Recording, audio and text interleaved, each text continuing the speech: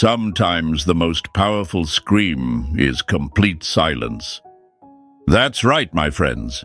Nothing messes with a person's mind more than your decision to simply stop showing up for their drama. People think they're in control when you react, when you explain, when you defend yourself. But the moment you step back, the whole game flips. They can't ignore the one who refuses to play. Before we dive deep, hit that like button, subscribe to Powerful Stoic Habits, and join this family of people learning how to turn pain into power.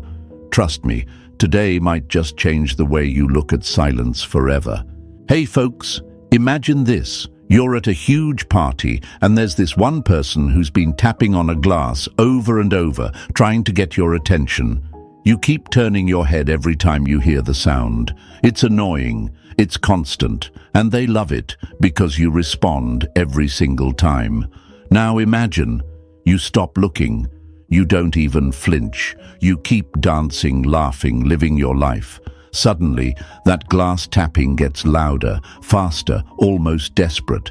They're not used to being ignored. That, my friends, is exactly how it works in real life when you decide to go silent. See, they told you silence was weak. They told you ignoring someone was petty. They told you you'd look scared if you didn't fight back. But here's the truth. Reacting is what they want. Your reaction is their fuel, their oxygen. You take that away, their fire doesn't burn brighter. It burns out. Marcus Aurelius once said, "You have power over your mind, not outside events. Realize this, and you will find strength. When you ignore them, you're not running away. You're taking your mind, your peace, and your energy back." Let's break another lie while we're at it. They'll tell you, if you don't speak up, they'll think they've won. No, my friends, when you don't speak up, you're showing them they don't even matter enough to get a response. You're not giving them victory, you're giving yourself freedom. Think about it. Do lions turn around every time a small dog barks? Of course not. The lion keeps walking because it knows its power isn't in proving itself to noise. It's in being above it. And the fun part? When you ignore them, they can't stop wondering, why aren't they reacting? Did they find someone else? Are they happier without me? You become a locked door, and nothing drives human curiosity like the door they can't open anymore. They'll try tapping, they'll try knocking. Some will even try kicking it down, but you've already moved out of the house. In Stoic philosophy, this is called self-mastery. When you refuse to be emotionally hijacked by people who thrive on chaos. Epictetus put it perfectly. It's not what happens to you, but how you react to it that matters. And sometimes the most powerful reaction is no reaction at all. You're not here to feed their ego. You're here to feed your growth. So here's what I want you to remember today. Ignoring them is not avoidance, it's elevation.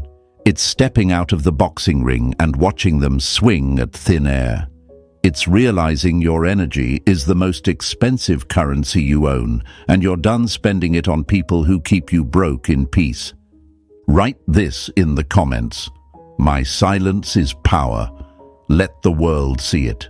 Let yourself see it, and let them see it too.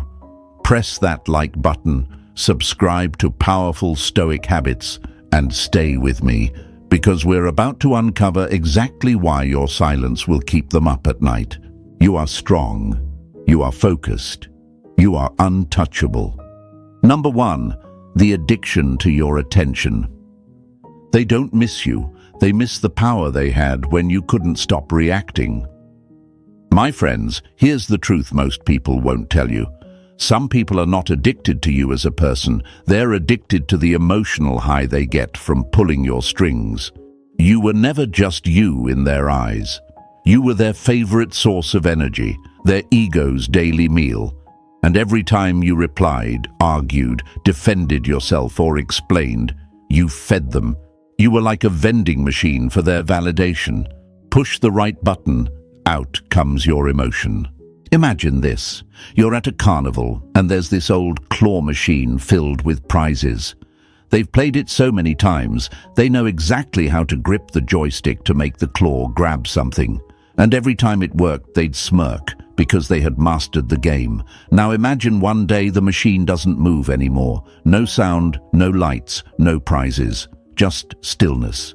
They keep tapping the glass. They shake it. They put in more coins. But nothing happens. They don't care about the prize anymore.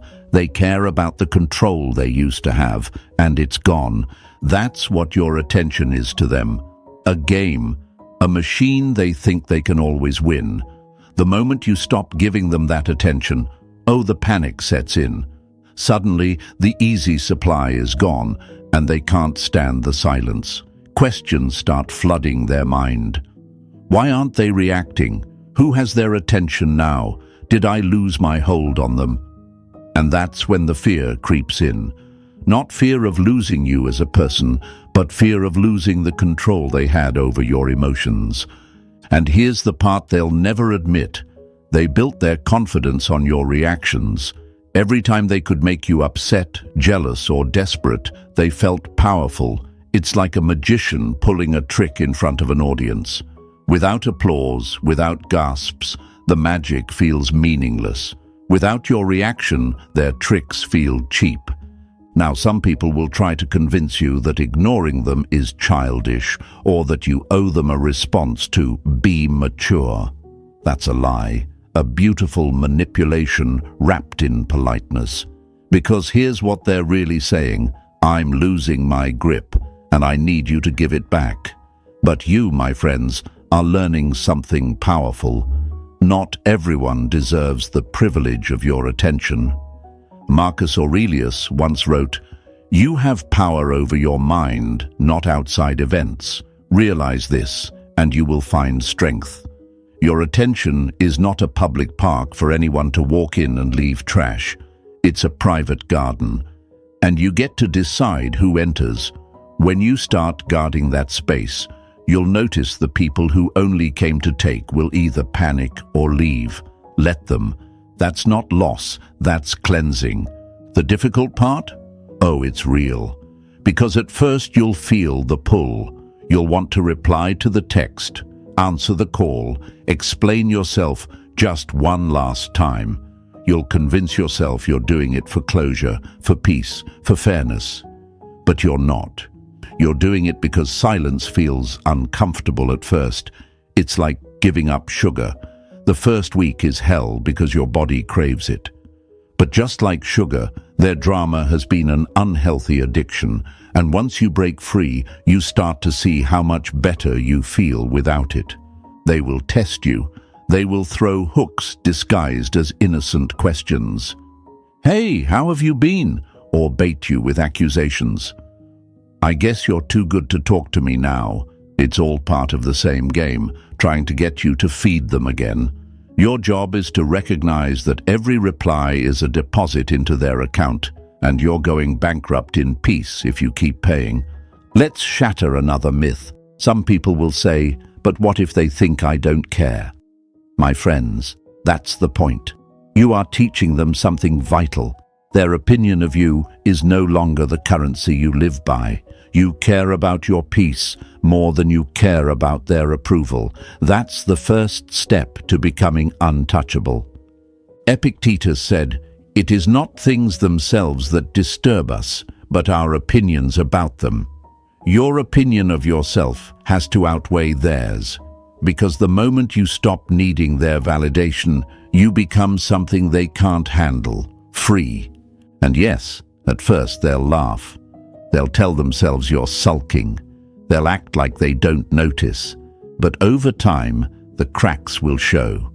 They'll start trying harder to get a reaction, posting things to make you jealous, sending accidental messages, even involving other people to pull you back into the mess. That's how you know it's working. Because if you were truly irrelevant to them, they wouldn't bother.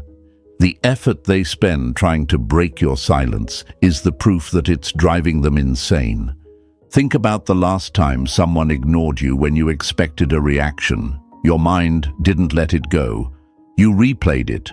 You questioned it. You wondered if you lost something. That's exactly what happens to them, except they're not just wondering, they're spiraling, because they're used to you feeding their ego, and now they have to sit with their own emptiness. And here's the beautiful twist. The more they try to figure out why you're ignoring them, the more they end up thinking about you. Silence turns you into a mystery, and human nature can't resist trying to solve a mystery. You're not chasing them anymore. You're not even looking at them, and yet they can't stop looking at you. That, my friends, is the quiet revenge Stoics talk about. You don't have to burn bridges or slam doors. You simply stop walking into the same rooms and let them notice the absence. Seneca said, "He who does wrong is the first to suffer. Let them suffer in their own restlessness." You're moving on. So today, I want you to make this a declaration to yourself and to the world. Your attention is not free. It's earned, and those who waste it lose it. Write it in the comments. My attention is earned. Show yourself. Show the world around you, and most importantly, show them without saying a word. Stay with me, because next we're going to talk about the psychological collapse that happens inside them when your silence stretches longer than they expected. You think they're fine? Oh no, my friends. That's when the real unraveling begins. Number 2, the psychological collapse after silence. Silence is not empty. It's full of answers they don't want to hear. My friends, when you go silent, you are not just cutting off sound, you are cutting off their lifeline. People who thrive on your reactions are like deep-sea creatures that depend on a certain current to survive. They don't know how to live without it. And when that current stops, when you stop feeding them the validation, the arguments, the emotional drama, something inside them starts to rot. Slowly at first, then faster than they ever thought possible. Picture this. Imagine a puppet show. The puppets dance, wave, and put on a whole performance, but only because someone is pulling the strings. Now imagine the puppeteer suddenly lets go. The strings fall slack. The puppets collapse. That's what happens inside them when your silence kicks in. You were the strings. Your reactions were their control. Without you, there's nothing left to keep the show running. The first stage of their collapse is denial. They tell themselves you're just being dramatic. They'll be back, they think. They always reply eventually. They scroll through old messages, looking for patterns, convincing themselves this is temporary. But deep down, a tiny voice starts whispering, "What if they're really gone this time?" That's when the anxiety starts to rise. The second stage is irritation. This is where they poke. They send a short random text, "Hey," or they drop something vague online just to see if you'll bite. They're fishing for proof that they still have access to you. And when you don't respond, irritation turns into confusion. Why aren't they answering? Did they meet someone else? Are they angry? Do they think they're better than me? And here's the part they won't say out loud. It's not just confusion, it's fear. Fear that the control they once had is slipping away for good. Fear that they've lost their place in your life. Fear that you've woken up to the truth, that you don't need them anymore. Marcus Aurelius once wrote, "If it is not right, do not do it. If it is not true, do not say it." In your silence, you're embodying that wisdom. You're refusing to do or say anything that feeds their chaos. You're showing them, without a word, that you've stepped out of the role they assigned you. And that is a threat they cannot handle. By the third stage, their mind starts spiraling. They replay old conversations, looking for clues. They dig through your social media, checking for signs of life. They ask mutual friends questions without making it too obvious. And if you've really stayed silent, if you've truly cut off their access, this is where the mask starts to crack. Why? Because people who manipulate thrive in distraction. Your reactions used to distract them from themselves. Now, without that distraction, they're stuck facing a truth they've been avoiding for years. They don't like who they are when no one is feeding them attention. Your silence is like a mirror, reflecting all the parts of themselves they can't stand to look at. Imagine someone standing in front of a mirror that shows not their appearance, but their character. Every lie they told, every moment of manipulation, every time they took you for granted. It's all there. That's what your silence feels like to them. And most people, they would rather smash the mirror than face what's in it. This is why they'll often try to provoke you after a long silence. They can't handle the quiet because in the quiet, their thoughts get loud. They start remembering the things you said, the warnings you gave, the boundaries you set. And instead of dealing with the guilt or shame, they try to make you break the silence so they can feel like they're in control again.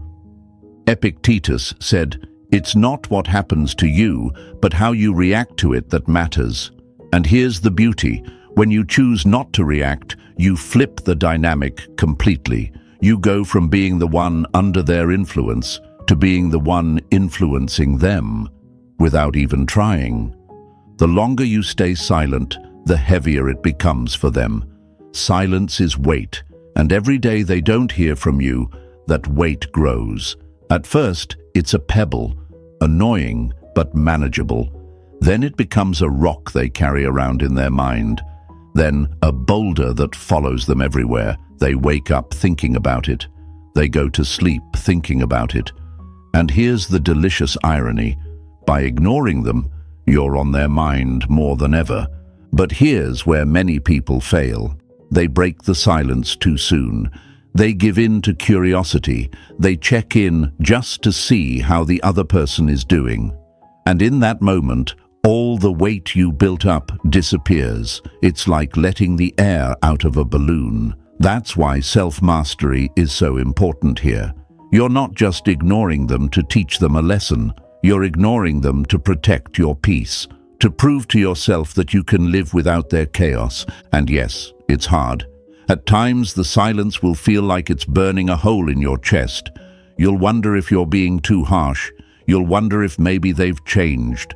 You'll wonder if this is the moment to break it. But remember, silence isn't about punishing them. It's about protecting you. It's about refusing to play a game where the only prize is your own peace being stolen.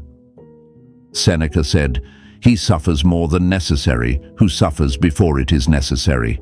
When you break your silence for someone who hasn't earned it, you're suffering before it's necessary, handing them the power to hurt you again. So when their psychological collapse starts, when the cracks form and the panic sets in, your job is not to rush in and patch them up. It's to let them feel what it's like to live without you, to realize that access to you was a privilege, not a right.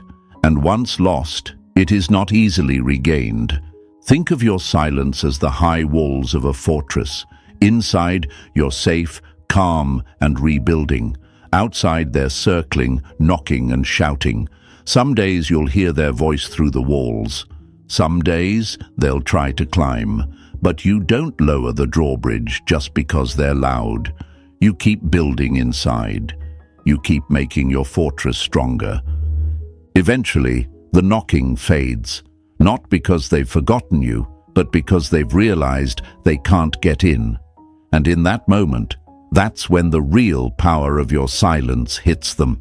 You're not playing hard to get. You're not pretending. You're truly gone. And my friends, that is the collapse. That is the moment they understand you are no longer in orbit around them. That is the moment they feel the emptiness they once tried to fill with your energy. It's not revenge, it's reality. So today, I want you to remind yourself of this truth. Your silence is not a weapon of cruelty. It's a tool of clarity. It tells the world and yourself that your peace is worth more than their chaos. Write it in the comments. My silence is my shield. Show them, show yourself, show the world around you, and stay with me, because next we're going to break the biggest lie they'll try to sell you, that ignoring them makes you weak. Oh no, my friends, ignoring them might be the strongest thing you ever do. Number 3, why ignoring is not weakness. The lion doesn't turn when small dogs bark. My friends, that line right there shatters one of the biggest lies they've been feeding you. The lie that if you ignore someone, it means you're scared, avoiding, or too weak to face them. That's what they want you to believe. They want you to think silence is surrender. They want you to think ignoring them is losing the battle. But in truth, ignoring them is the moment you stop playing their game entirely, and nothing is more powerful than that. Let me give you an image. Picture a chessboard. You've been playing for hours, sweating over every move, because the person across from you knows exactly how to bait you. They set traps, they dangle pawns, they move their queen just enough to make you think you're winning. And every single move you make is in reaction to them.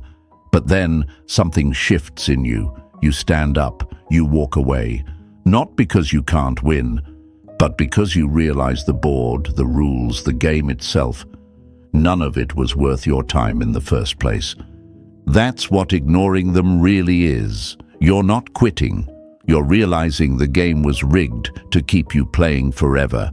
But here's why this is so hard for good-hearted people to understand. You were taught your whole life that mature people talk things out, that strong people confront every problem, that silence is for cowards. And while yes, in healthy relationships, communication is key, this isn't about healthy relationships, is it? This is about people who twist your words, deny your truth, and drain your energy, no matter how calmly or clearly you speak. Epictetus once said, "If you wish to be a writer, write. If you wish to be a lover, love. If you wish to be wise, ignore fools." And that last part, my friends, is gold. Wise people don't argue with those committed to misunderstanding them. They don't hand their peace over to people who weaponize it. They don't waste time convincing someone who's not interested in truth, only in control. So when you ignore them, you're not avoiding conflict. You're refusing to give them the arena they need to perform. You're refusing to be the audience to their circus. And trust me, without an audience, the circus falls apart fast. Now let's address the fear. Because yes, it will creep in. You'll hear the voice in your head. If I ignore them, they'll think they've won. That's exactly the trap they've set for you. They measure winning by your reaction. If you respond, they get to keep playing. If you argue, they get to keep twisting. But when you ignore them, you redefine what winning means. Winning becomes peace. Winning becomes energy you keep for yourself. Winning becomes choosing not to stand in the rain just because someone else forgot an umbrella. Marcus Aurelius wrote, "You have power over your mind, not outside events. Realize this, and you will find strength." That's what ignoring is, controlling what's yours to control. You can't change their behavior, their lies, their manipulations, but you can change how much access they have to you. You can decide that their noise never reaches your ears again. And let's be real, ignoring isn't easy. It's not sitting in a corner humming to yourself. It's choosing moment after moment not to open that message, not to scroll their profile, not to replay the last argument in your head. It's feeling the urge to prove yourself right and still staying quiet. It's wanting to show them they're wrong, but knowing they'll never admit it anyway. That kind of restraint. That's strength on a whole other level. Here's a little fun metaphor for you. Ignoring them is like putting down a megaphone when someone's shouting at you from across the street. You could shout back, sure. You could scream your side until your throat is raw, but they're not listening to understand. They're listening to reply, and once you realize that, you stop wasting your voice. You just walk away, and as you disappear around the corner, they're still yelling into empty air. Looks kind of silly, doesn't it? That's the thing they hate most, looking powerless. And nothing makes them feel more powerless than being ignored.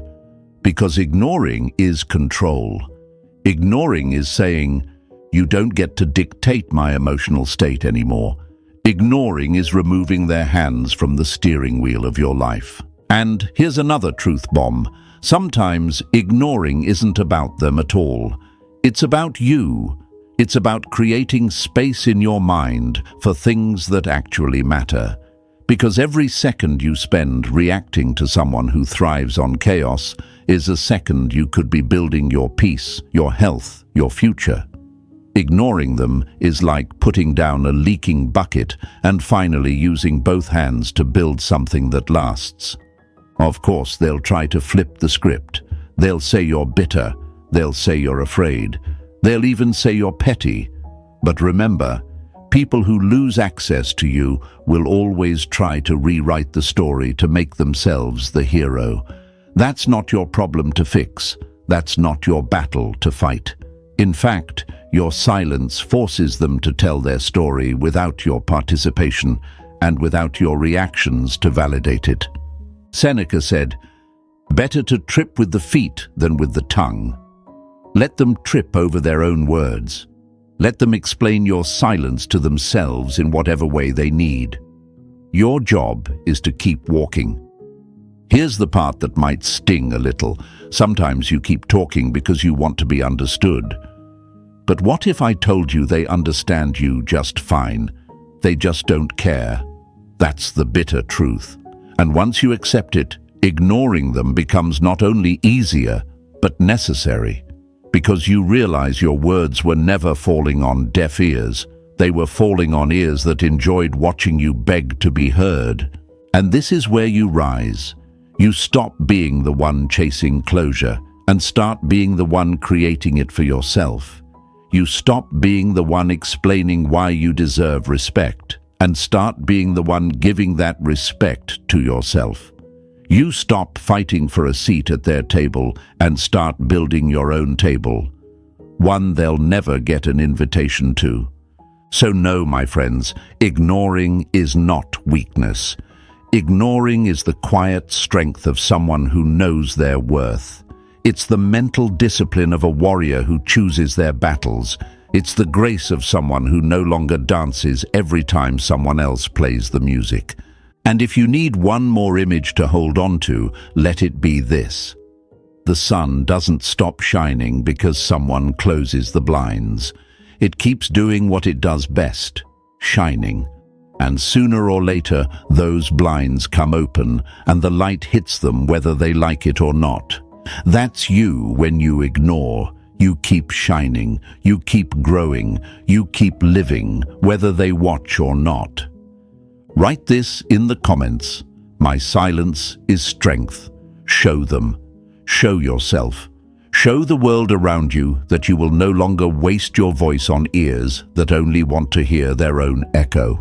And stay with me, because next we're going to talk about what happens inside their head when your silence turns from days into weeks and curiosity becomes obsession. That's when ignoring them stops being just uncomfortable and starts driving them absolutely wild. Number 4, the shift from control to curiosity. The moment you stop chasing them is the moment they start looking for you. My friends, here's where the real twist happens. At first, when you go silent, they think they're still in control. They assume you're sulking, waiting, plotting your comeback. In their mind, you're still orbiting around them, still thinking about them every hour, still checking their every move. But then, the days pass, then the weeks, and you're still silent. That's when the control they thought they had begins to slip through their fingers. And when control slips, curiosity takes over. Let me paint it for you. Imagine someone holding a balloon on a string. They've always kept it close. Sometimes they tug it hard just to see it wobble.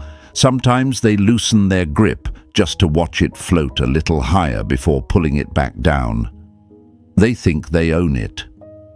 But one day the string slips away.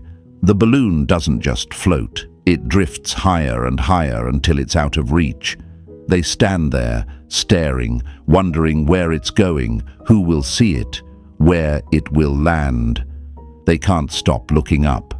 That balloon is now you. In the beginning, their curiosity is small. Why aren't they answering? Then it grows. What are they doing without me?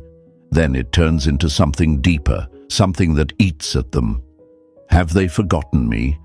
Are they happier now? Who's making them smile? The human mind, my friends, can handle almost anything except unanswered questions.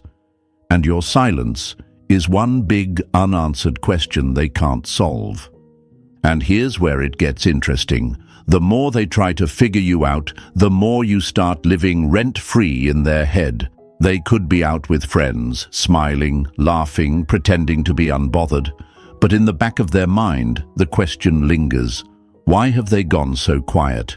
It's like a song they can't stop humming, even though they don't know all the words.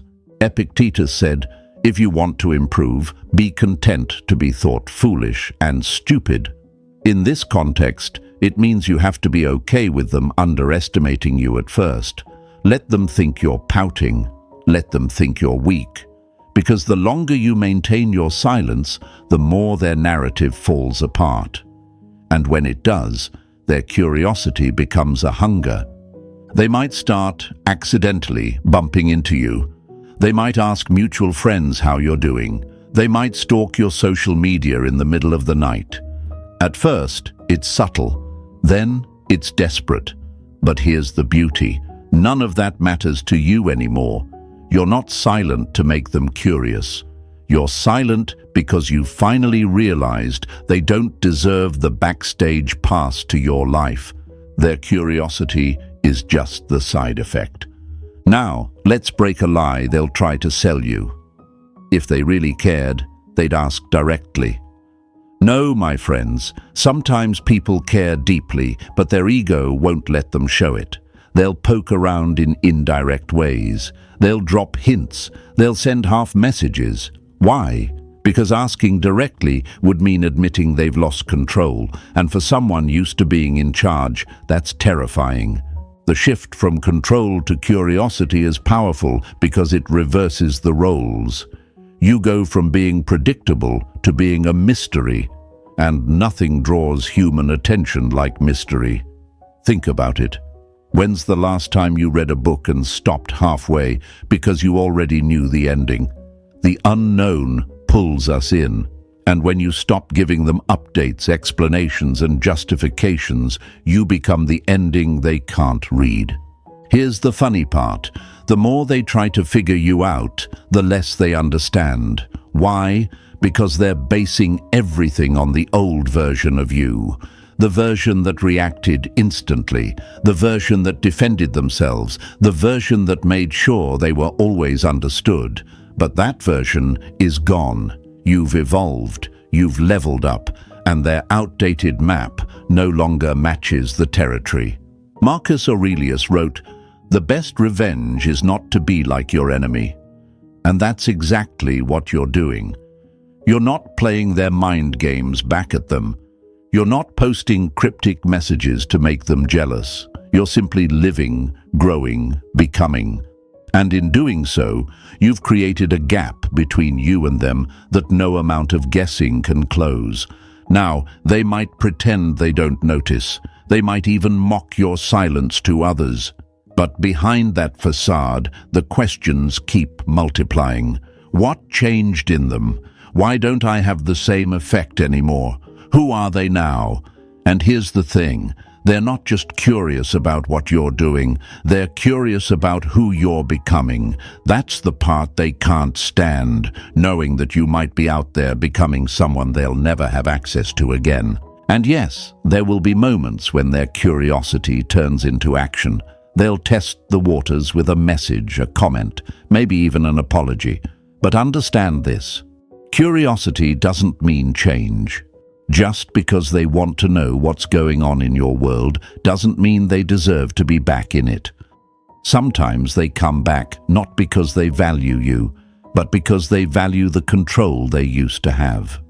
The real victory here is not in making them curious. It's in staying detached when they are. It's knowing that their curiosity is no longer your concern. It's smiling at the thought that while they're busy wondering, you're busy living. Seneca said, "It is the power of the mind to be unconquerable." That's what this shift is about. You've gone from being conquered by their approval to being completely free of it. You've gone from seeking their attention to commanding their attention without lifting a finger. That's not weakness.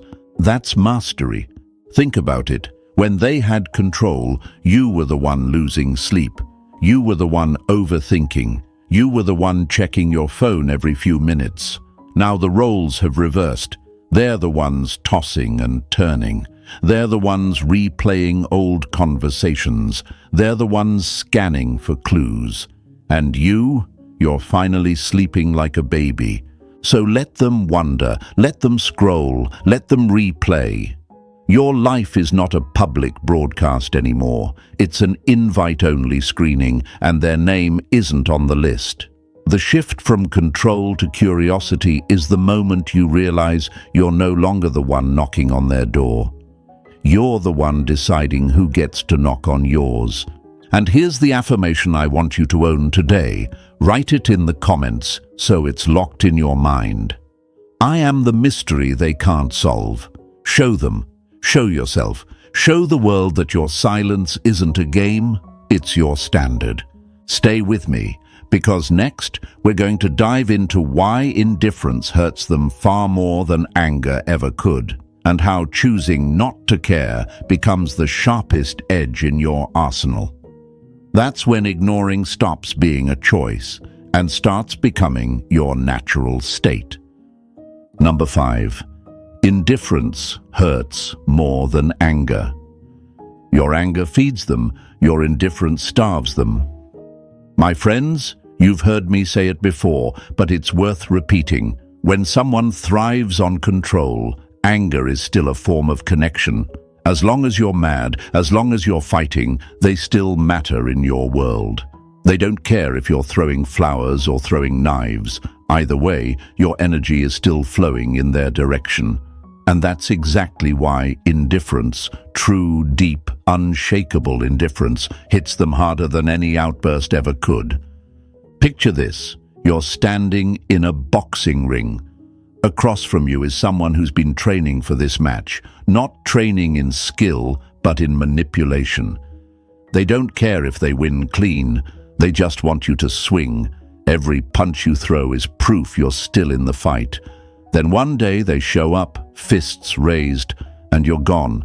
Not hiding, not knocked out, just not there. They swing at air. That emptiness, that's indifference, and it terrifies them. Here's the part they'll never admit. Anger reassures them. It tells them they still have a grip on your emotions. It says, you still care enough to fight me. But indifference is like a locked door with no keyhole. They can't even try to open it. It's the difference between someone who's mad because you left and someone who doesn't notice you've left at all. Which one hurts more? Marcus Aurelius said, "The best revenge is to be unlike him who performed the injury." When you choose indifference, you're doing exactly that. You're not lowering yourself to match their chaos. You're not playing in their sandbox anymore. You've stepped onto an entirely different field, one where they can't even compete. But let's be honest, indifference isn't easy to achieve. At first it feels fake. You might still be boiling inside. You might still replay what they said. You might still feel the pull to respond, to set the record straight, to win. That's normal, but indifference isn't about pretending not to care.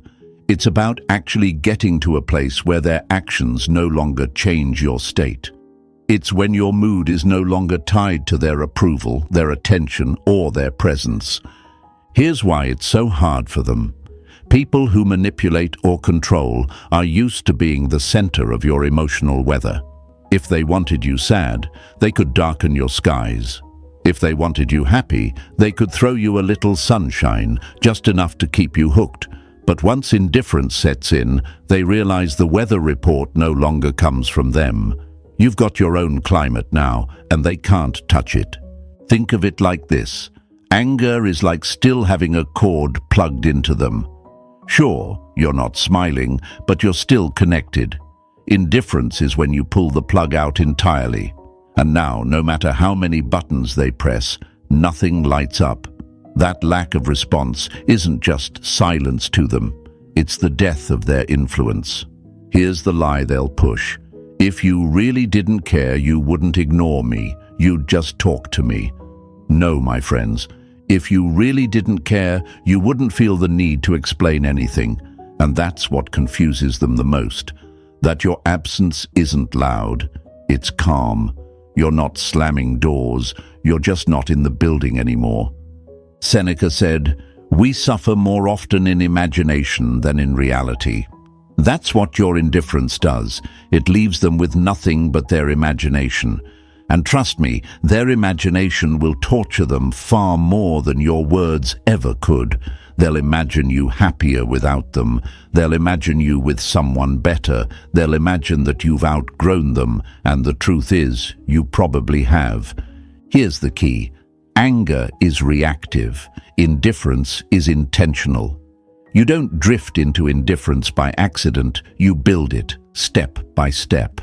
You start by removing your attention from their life. You stop checking their updates. You stop replaying old conversations. You stop putting them in the center of your story. And slowly they move from "everything I think about" to "a chapter I already read."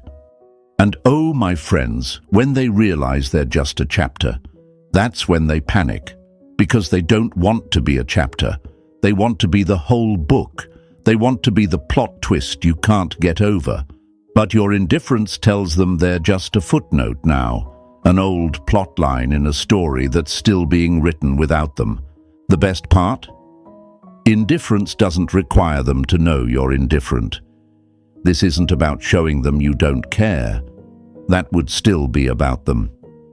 This is about living in such a way that your joy, your peace, and your success are untouched by their existence.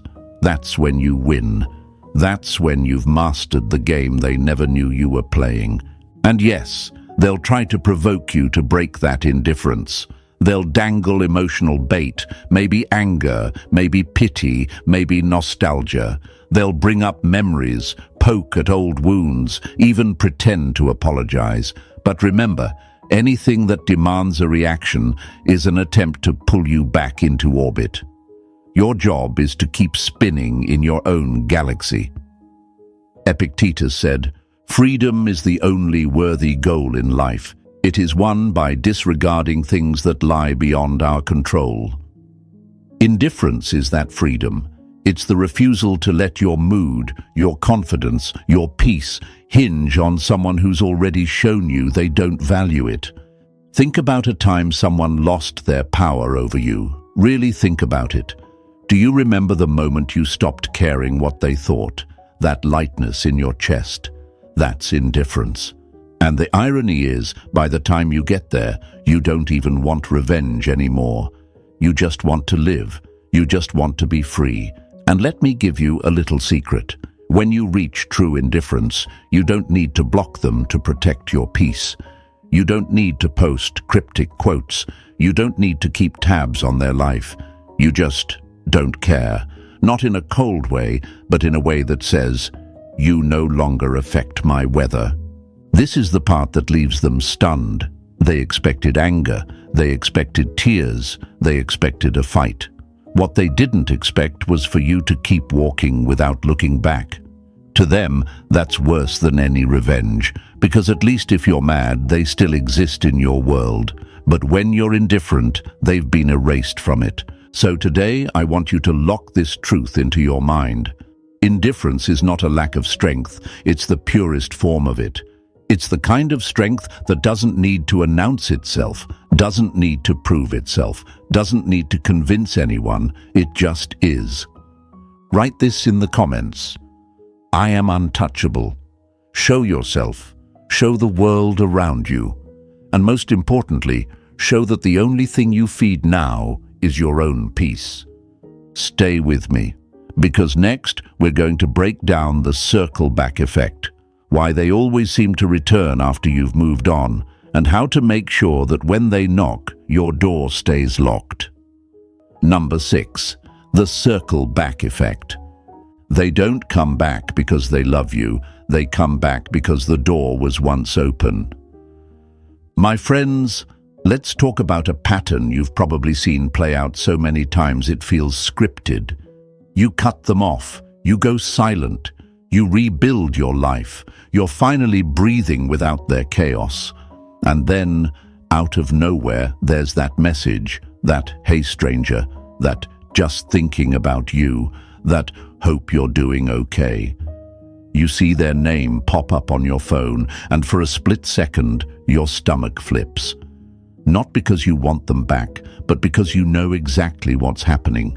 They're circling back. Here's the truth they'll never tell you. They didn't have an epiphany about how amazing you are. They didn't suddenly discover respect or regret. They're back because something went wrong in their world. The attention they replaced you with has dried up. Their new supply, whether it's a person, a friend group, or a distraction, isn't filling them the way you did. And when they run out of fuel, they go back to the gas stations they used to rely on. That's you. Imagine this, a traveler wandering from one oasis to another, sipping water here and there, never staying long enough to value it. Then one day they find themselves in a desert, dry, sunburned, desperate. And where do they go? Back to the oasis they know will still have water. Your kindness, your patience, your ability to listen, your loyalty, that was their water. And they think they can just stroll back in and drink again. But here's the problem for them. They expect to find the same version of you they left. The one who would open the door no matter how long they were gone. The one who would believe their excuses. The one who was so happy to hear from them, they'd forget the damage that was done. That's why they circle back so confidently. They're betting on the old you. Marcus Aurelius once said, "Time is a river, a violent current of events glimpsed once and gone forever." What they don't realize is that you've been flowing forward in that river while they've been going in circles. They expect to step into the same water twice, but you're no longer there. You've moved downstream. You've grown. You've changed the locks. And here's where the Stoic lens comes in. They're not coming back for love. They're coming back for leverage. They remember how easy it was to pull you back in before, how quickly you forgave, how much energy you poured into proving yourself worthy of their bare minimum. They're not here to invest in you. They're here to withdraw from you. But something's different this time. You've learned. You've seen the cycle. You've survived the withdrawal. And now you see their return for exactly what it is. Not a compliment, not closure, but a test. The circle back effect has stages. First, the soft approach. A casual message, a reaction to something you posted, a mistaken text meant to spark conversation. If you respond, they'll escalate. We should catch up. I've been thinking about the good times. And if you take the bait, the cycle restarts. The love bombing, the slow erosion of your boundaries, the drama, the drain. But if you don't respond, if you stay silent, that's when they switch tactics. They might try guilt. "Wow, I guess you forgot all about me." Or anger. "Guess you're too good for me now." Or pity.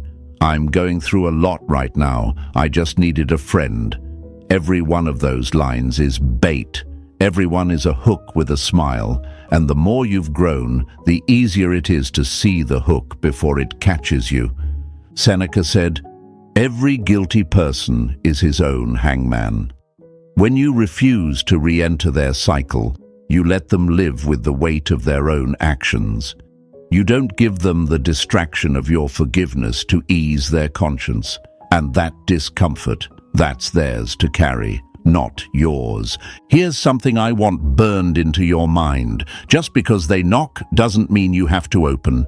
The Stoics teach us to guard the gates of our mind and our life. You decide who gets in, you decide who stays out. And when someone has proven they'll destroy your peace the moment they step inside, your silence isn't cruelty, it's self-respect. Think about it. You wouldn't hire back an employee who stole from your business just because they needed a job. You wouldn't lend your car to someone who crashed it twice just because they missed driving. So why give your heart, your time, your attention back to someone who's already shown they can't handle them with care?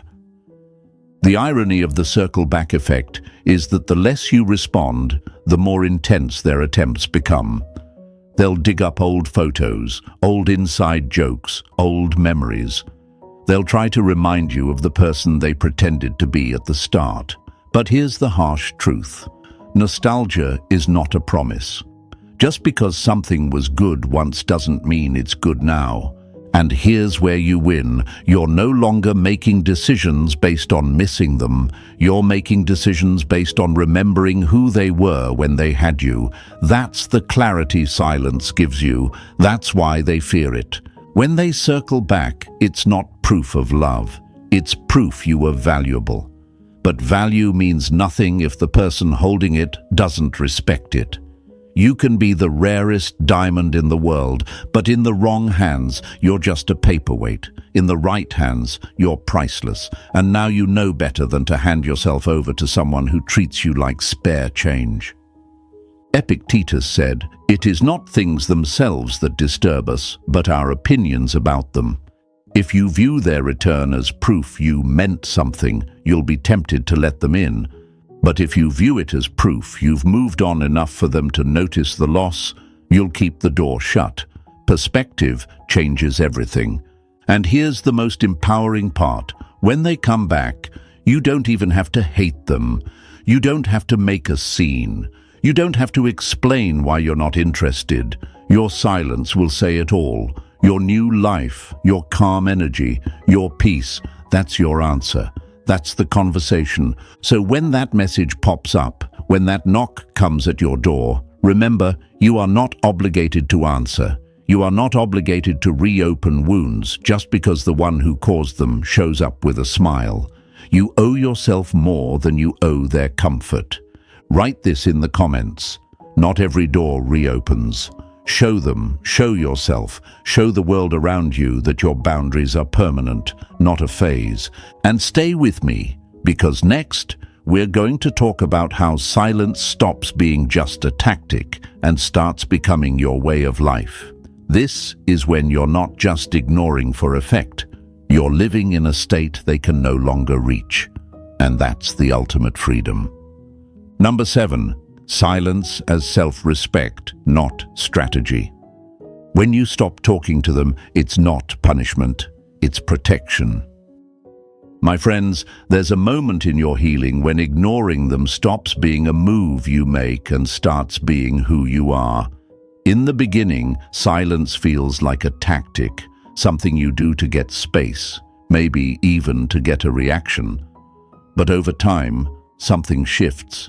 You realize it's not about them at all anymore. It's about you. It's about respecting yourself so deeply that chaos is no longer allowed in the room. Silence, at its highest form, isn't about winning against them. It's about winning back your own life. When you first cut contact, you might think of it as temporary. I'll stay quiet until they understand, or I'll give it a few weeks, then maybe we can talk. But real transformation happens when you realize you no longer want them to understand. You no longer want to talk. You no longer need anything from them at all. That's when silence stops being a pause and becomes a permanent boundary. Picture this. You've been living in a house with a leaky roof. Every time it rains, you scramble with buckets and towels, trying to save the floor, the furniture, yourself. You call the landlord, you try to patch it, you hope it holds. But the rain always finds a way in. One day, you decide, enough. You pack your things, you leave the house, and you move into a place with a solid roof. You don't stand outside your old place waiting to see if they fix it. You don't send letters about the repairs. You just live under your new roof in peace. That's what true silence is. You've moved houses, and they no longer have the address. This is the difference between silence as a strategy and silence as self-respect. Strategy says, I'll be quiet so they realize what they lost. Self-respect says, I'll be quiet because I don't allow this energy in my life anymore. One is about them noticing you, the other is about you noticing yourself. Marcus Aurelius wrote, if it is not right, do not do it. If it is not true, do not say it. Silence, when rooted in self-respect, is both of those things. It's right because it honors your peace. It's true because it reflects your standards. You don't stay silent to manipulate. You stay silent because there's nothing left worth saying. And here's what's beautiful.